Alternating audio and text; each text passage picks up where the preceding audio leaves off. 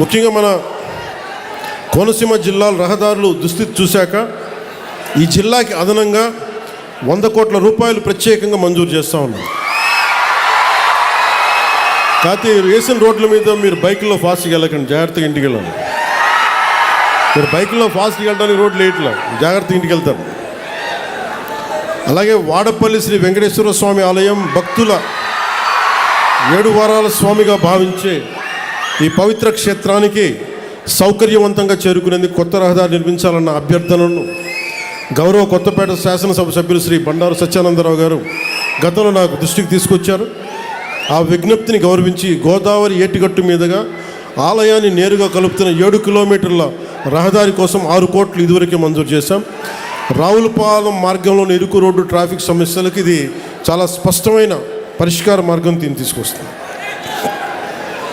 ఇది క్లుప్తంగా పల్లె పండుగట్టు. మనం భవిష్యత్తు గురించి మాట్లాడుకుందాం. ఈ రోజున కోనసీమ ఇది కేరళ లాంటి స్థాయి ఉన్న పర్యాటక శక్తి సత్తా ఉన్న ప్రాంతం ఇది కోనసీమ. ఇందాక రైతాంగంతో మాట్లాడతా, కొబ్బరి రైతాంగంతో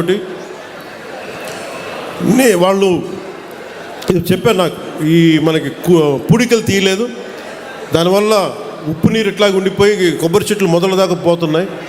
ఏం చేయాలంటే నేను చెప్పాను, దానికి కావాల్సిన 22 కోట్లు 23 కోట్లు ఖచ్చితంగా దాన్ని ముందుకు తీసుకెళ్ళి ఇచ్చేస్తాం. కానీ దానికంటే నేను ఆలోచిస్తుంది చాలా పెద్ద ప్లాన్ ఆలోచిస్తాను.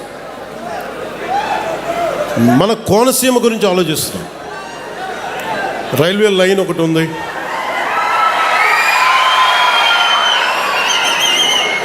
గత ప్రభుత్వానికి అండగా ఉండే పత్రికలు కొన్ని మీరేం చేశారని మాట్లాడుతూ ఉంటారు.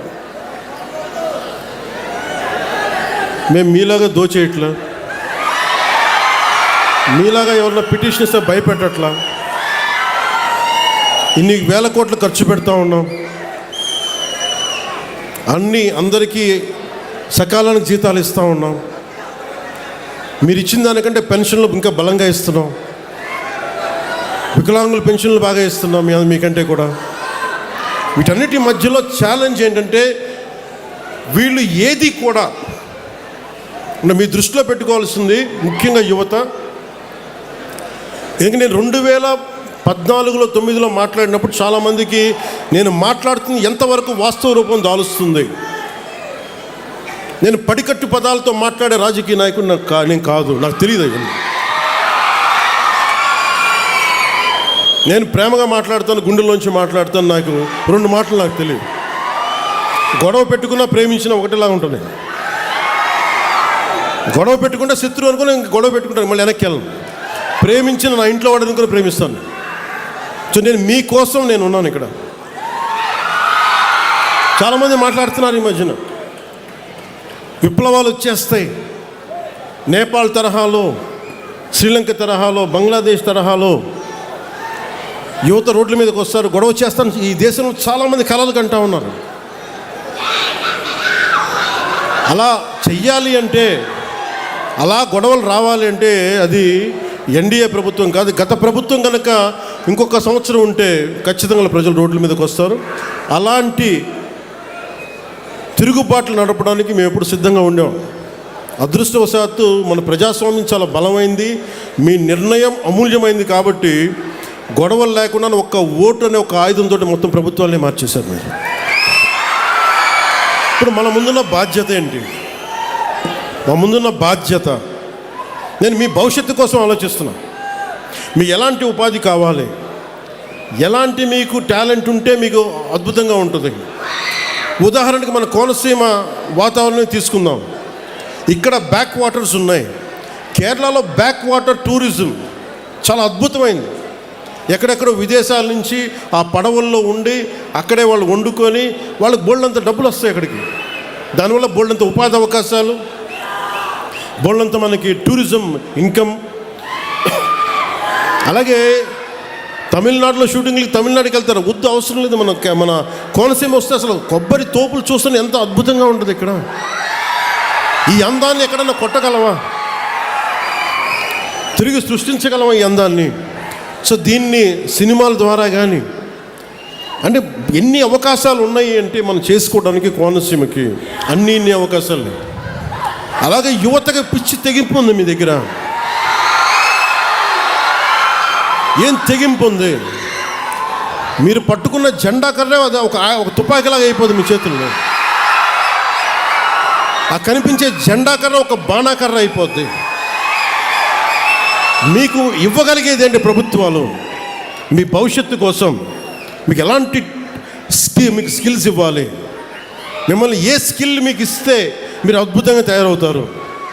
అంతేగాని కూర్చోబెట్టి నేను కోరుకుంటున్నది ఒకటే, ఒక దేశం తాలూకు నిజమైన డెవలప్మెంట్ ఎప్పుడంటే వెల్ఫేర్ స్కీమ్స్ తగ్గి ఉపాధి అవకాశాలు పెంచగలిగితే ఆ దేశం నిజమైన అభివృద్ధిలోకి వెళ్తుంది.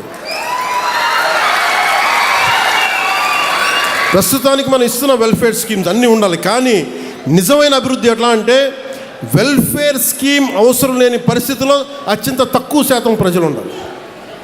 ఎక్కువ శాతం ప్రజలు వాళ్ళ స్వయం శక్తి మీద, వాళ్ళ కాళ్ళ మీద వాళ్ళు నిలబడగలిగే సత్తాని ప్రభుత్వాలు కానీ పాలసీలు, పబ్లిక్ పాలసీల ద్వారా కానీ తీసుకురాగలిగితే అది నిజమైన అభివృద్ధి.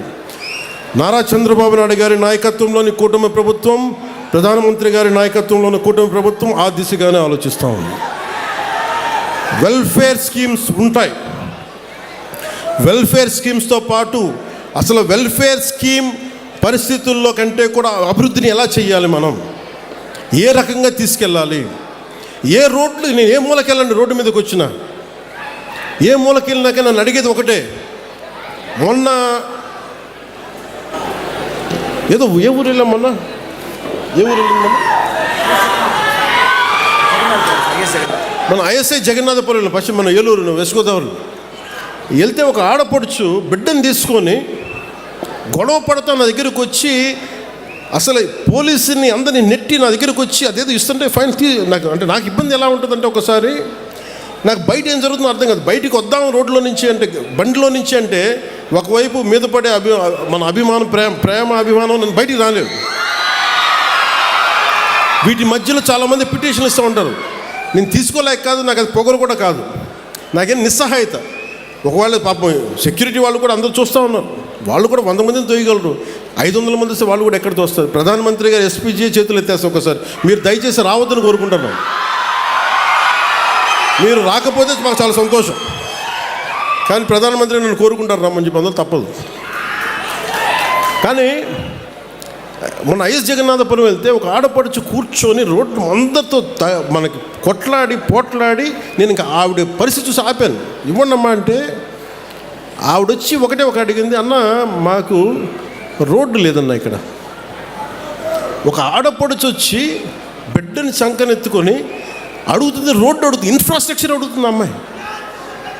కనీసం రోడ్డు వేయండి మాకని. నాకు ఇచ్చి ఒక 2000 పెన్షన్ ఇమ్మని అడగట్లేదు ఆవిడ, నా బిడ్డకి ఉచిత చదువు ఇమ్మని అడగట్లే. కానీ ఏమడుగుతుందంటే ఒక రోడ్డు వేయండి అన్నాను.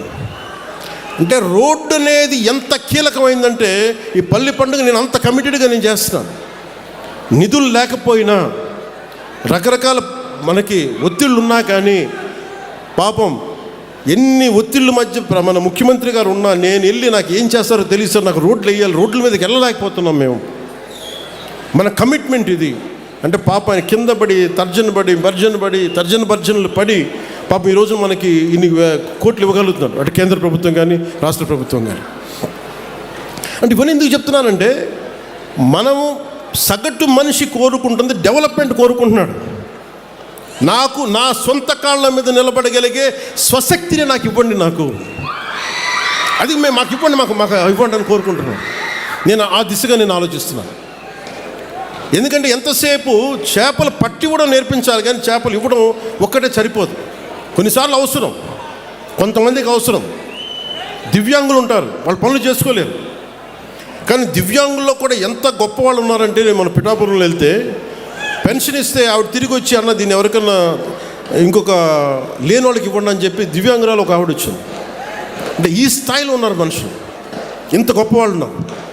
సో నేను కోరుకుంటుంది, మీకు బలమైన భవిష్యత్తు ఇవ్వడానికి నేనున్నాను. మీకోసం మీ ఆశలు, మీ కోరికలు, మీ ఆశయాలు మాకు భవిష్యత్తు కావాలి, ఉపాధి కావాలి. పరిశ్రమ రావాలంటే మాకు స్కిల్ డెవలప్మెంట్ కావాలి. స్కిల్ డెవలప్మెంట్ కావాలంటే మీ ఏదైనా చదువుకోవాలి. లేదంటే నేను ఎదిగిపోయాను కానీ నాకు చదువుకోవడానికి లేదంటే మీకు నైట్ టైమ్స్ ఉండే మీకు రాత్రుల పూట వయోజన విద్యలు ఏదైనా ఉన్నాయేమో, ఇప్పుడు స్కిల్ అప్గ్రేడేషన్ ఏదైనా కావాలేమో. ఇలాంటివన్నీ ఆలోచించడానికి it takes a lot of time, చాలా సమయం అవసరం పడుతుంది. మీరు బైకుల మీద రోడ్ల మీద మీరు యాక్సిలేటర్ ఇస్తూ ఉంటే నాకు ఏం అర్థమో తెలుసో. నాకు మీ ఎనర్జీ అది, మీ శక్తిని దేశం కోసం సమాజం కోసం ఛానలైజ్ చేయగలిగితే మన అమెరికాకి వెళ్ళాల్సిన అవసరం ఉంటుందా? మన రాజోల నుంచి గల్ఫ్కి వెళ్ళాల్సిన అవసరం ఉంటుందా? 15,000 కుటుంబాలు రాజోల నుంచి గల్ఫ్కి వెళ్ళే అవసరం ఉంటుందా? మనకే ఇక్కడ సంపద అద్భుతంగా ఉంటే. ఇవన్నీ నేను కోరుకుంటున్న భారతదేశం స్వయం శక్తి మీద నిలబడే భారతదేశం, ఎవరికి తలవంచని యువ భారతం నేను కోరుకుంటున్నాను.